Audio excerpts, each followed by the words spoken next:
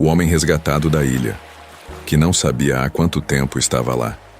Bem-vindo de volta ao Marinheiro Insone, onde exploramos os arquivos marítimos que desafiam explicação. Hoje vamos nos afastar temporariamente dos faróis para contar uma história diferente, mas igualmente perturbadora. Uma história sobre o que o isolamento extremo pode fazer com a percepção mais básica que temos da realidade. O mais assustador sobre o tempo não é ele passar rápido demais quando estamos felizes, ou devagar demais quando esperamos algo importante. É quando ele passa e você simplesmente deixa de percebê-lo.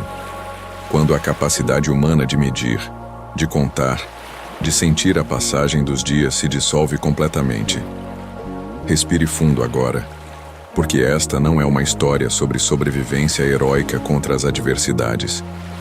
Não é sobre coragem, engenhosidade ou determinação para viver. É sobre o que acontece quando um ser humano é deixado sozinho por tempo suficiente para que dias, meses e eventualmente anos deixem de fazer qualquer sentido cognitivo. Esta é a história documentada de um homem que foi resgatado de uma ilha completamente desabitada no início do século XX e não conseguiu, não importa quanto tentasse, responder à pergunta mais simples, mais básica que alguém pode fazer a um sobrevivente. Há quanto tempo você está aqui?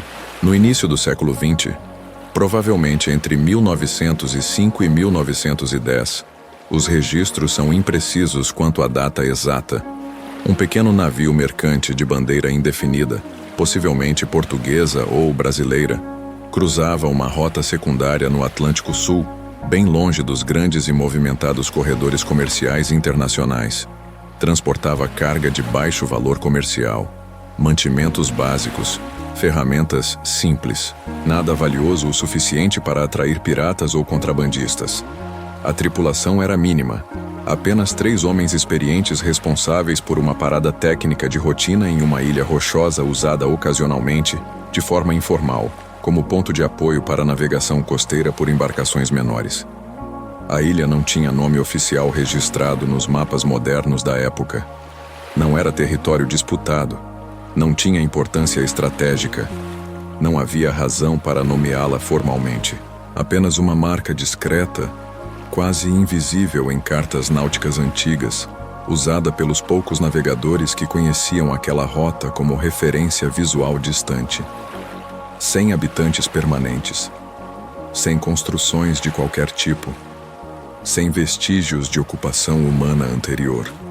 Apenas pedra vulcânica negra, vegetação baixa e resistente típica de ambientes salinos, algumas aves marinhas e o som absolutamente constante e monótono do mar batendo contra as rochas. Durante a aproximação cuidadosa para a ancoragem, uma falha mecânica aparentemente simples mudou tudo de forma irreversível. O navio encalhou parcialmente em recifes de coral ocultos, logo abaixo da superfície da água, invisíveis do convés até que fosse tarde demais. Não afundou completamente. A estrutura resistiu, mas ficou completamente inutilizado para a navegação. Preso, imóvel, inclinado em ângulo perigoso. Após avaliação rápida da situação desesperadora, 2 tripulantes tomaram a decisão de tentar alcançar o continente mais próximo em um bote salva-vidas improvisado para buscar ajuda profissional e organizar um possível resgate ou salvamento. O terceiro homem, cujo nome nunca foi definitivamente confirmado nos registros fragmentados que sobreviveram, ficaria temporariamente na ilha com os suprimentos contados que conseguiram salvar do navio encalhado e a promessa solene de que voltariam em poucos dias, uma semana no máximo. Eles nunca voltaram. Não há registro de terem chegado a qualquer porto. Não há notícia de naufrágio. Simplesmente desapareceram no oceano.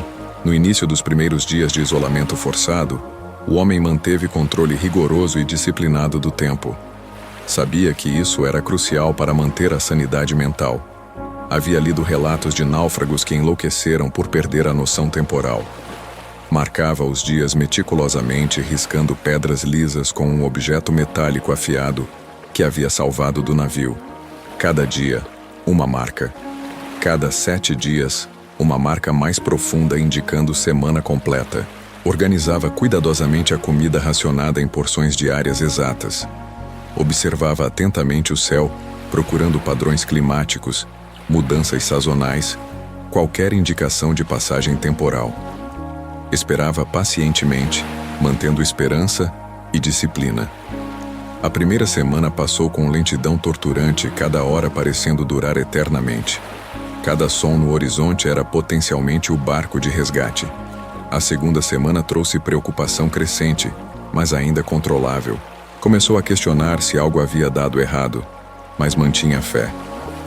Na terceira semana, ele começou a subir diariamente, às vezes 2 ou 3 vezes por dia, até o ponto mais alto da ilha, uma elevação rochosa de talvez 20 metros, para procurar desesperadamente qualquer sinal no horizonte vasto e vazio. Nenhum navio jamais apareceu. Com o passar inevitável dos dias transformando-se em semanas, o sol deixou gradualmente de ser um marcador temporal confiável. Nuvens densas vinham e permaneciam por dias inteiros, obscurecendo completamente o céu. Tempestades violentas apagavam fisicamente as marcas cuidadosas feitas na pedra, lavando-as com chuva intensa ou cobrindo-as com detritos. A contagem meticulosa começou a falhar, a apresentar lacunas que ele não conseguia preencher com certeza. Ele tentou adaptar-se, passou a usar o próprio corpo como referência biológica de tempo.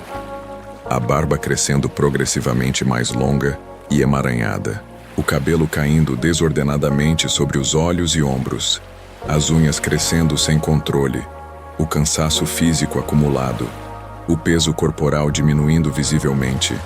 Mas o corpo humano também engana cruamente. Crescimento de cabelo varia. Fome distorce percepção. Exaustão cria confusão.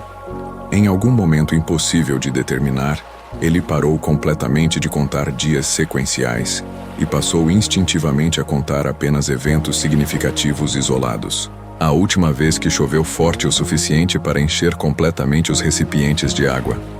O último peixe grande capturado com sucesso usando técnicas improvisadas. A última vez que conseguiu acender um sinal de fumaça visível que pudesse ser visto do mar. A última noite que conseguiu dormir sem acordar dezenas de vezes.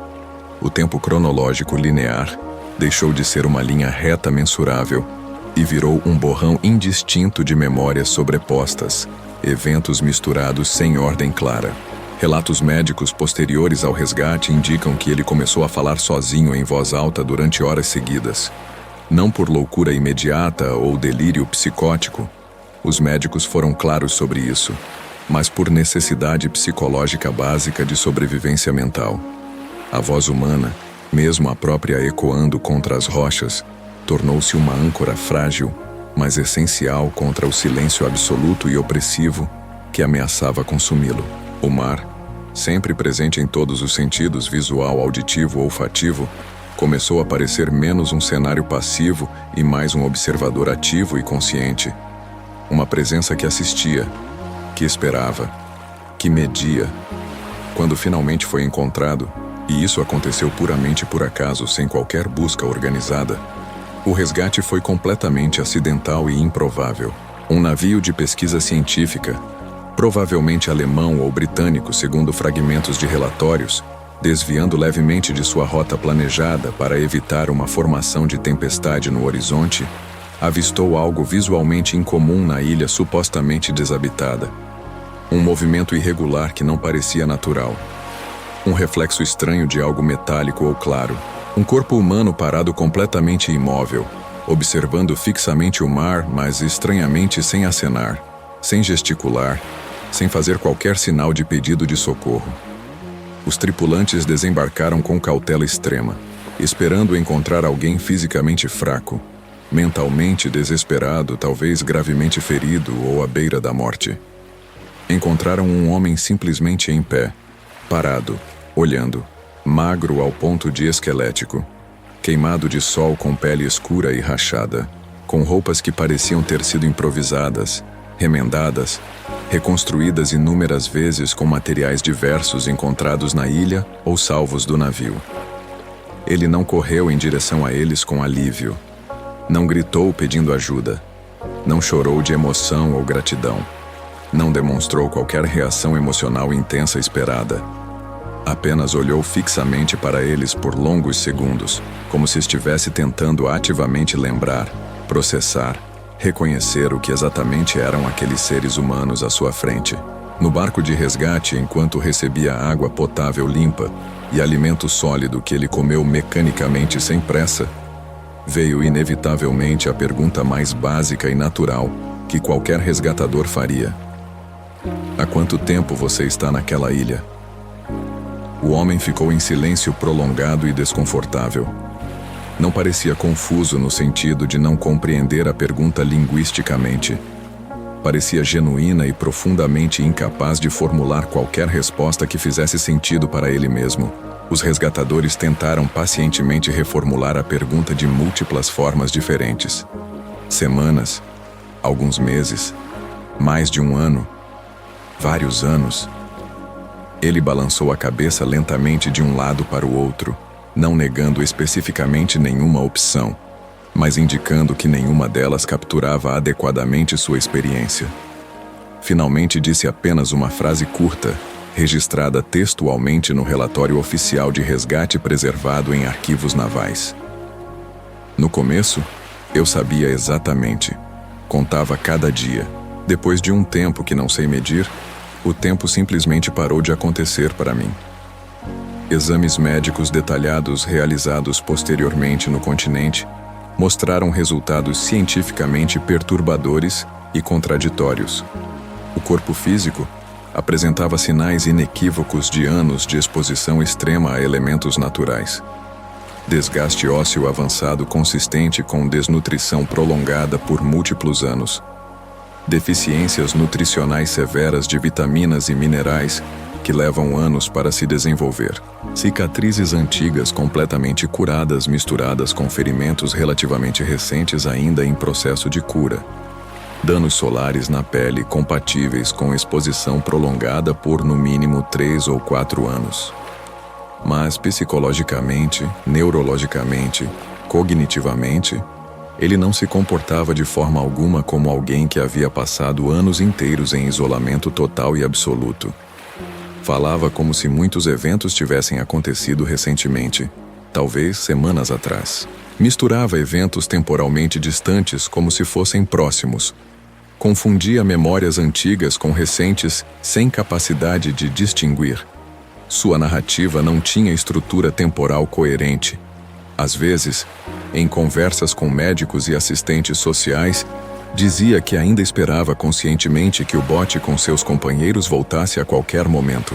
Em outras conversas no mesmo dia, afirmava com igual convicção que já tinha desistido completamente dessa esperança há muito tempo, mas quando pressionado a especificar quando exatamente, não conseguia dizer.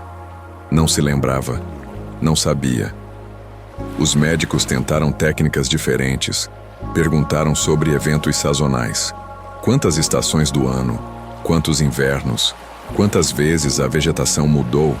Ele não conseguia responder com qualquer precisão. Ele nunca conseguiu, ao longo de meses de acompanhamento, responder definitivamente quanto tempo havia passado isolado naquela ilha. Não por escolha deliberada de manter segredo, não por trauma que bloqueava memórias específicas, mas porque para ele, para sua mente e percepção, a noção fundamental e básica de tempo cronológico havia se dissolvido completamente durante o isolamento. Dias sem testemunhas humanas deixam de existir como unidades mensuráveis. Meses sem mudança significativa ou eventos marcantes perdem completamente seu significado prático. Anos sem memória clara e sequencial simplesmente não se fixam na consciência como anos reais vividos. O tempo precisa absolutamente de referência externa para ser percebido. Precisa de mudança. Precisa de eventos. Precisa de outras pessoas. Precisa de calendários, relógios, compromissos, rotinas sociais. E naquela ilha remota e vazia, não havia absolutamente nada além de mar eternamente igual, vento constante e repetição infinita de dias idênticos. O homem foi eventualmente reintegrado à sociedade continental, com grande dificuldade e apoio médico contínuo, mas nunca completamente ou satisfatoriamente. Relatos de assistentes sociais que o acompanharam dizem que ele evitava ativamente qualquer tipo de relógio. Não mantinha calendários visíveis em sua residência. Sentia desconforto profundo e visível com perguntas casuais sobre datas, aniversários. Quanto tempo faz que algo aconteceu? Em certo momento, durante uma das últimas entrevistas documentadas antes que ele recusasse definitivamente qualquer contato com pesquisadores, ao ser questionado mais uma vez sobre a experiência na ilha, respondeu algo que imediatamente encerrou qualquer tentativa futura de entrevista ou estudo. Lá naquela ilha, eu não estava perdido geograficamente. Eu estava completamente fora do tempo. Aqui neste mundo civilizado com relógios e calendários em todo lugar, é que realmente não sei onde estou. Até hoje, o relatório médico oficial arquivado descreve clinicamente o caso como sobrevivência extrema prolongada com amnésia temporal severa, induzida por isolamento social absoluto e privação sensorial por período indeterminado. Mas nenhum documento médico ou psicológico, por mais detalhado que seja, explica satisfatoriamente como exatamente alguém pode perder não apenas a noção contável de dias, semanas e meses, mas a própria sensação fundamental, visceral, instintiva de que o tempo existe como fenômeno real. E talvez essa seja a parte genuinamente mais inquietante de todo esse caso documentado. Não foi a ilha física que o prendeu em si. Não foram as rochas, a falta de comida, a impossibilidade de escapar. Foi o silêncio prolongado o suficiente, absoluto o suficiente, para apagar literalmente o tempo dentro da sua consciência, para dissolver a capacidade humana mais básica de perceber a passagem temporal. E se ninguém tivesse chegado casualmente naquele dia específico, naquele momento exato para resgatá-lo por puro acaso, talvez ele ainda estivesse exatamente lá hoje, mais de um século depois, em pé na mesma rocha, olhando o mesmo mar infinito, esperando algo que não consegue mais nomear, sem qualquer capacidade de saber se está esperando há alguns dias, há alguns meses, há vários anos, ou há uma vida inteira completamente consumida. Este foi mais um arquivo marítimo que desafia a explicação completa. Se essa história te fez questionar como percebemos o tempo e o que acontece quando essa percepção se quebra, deixe seu like. Se inscreva no canal Marinheiro Insone para mais casos documentados que exploram os limites da experiência humana no mar. E nos comentários responda: quanto tempo você acha que conseguiria manter a noção de tempo em isolamento absoluto? Dias? Semanas? Meses? O mar guarda muitas respostas, mas algumas parecem não querer ser encontradas.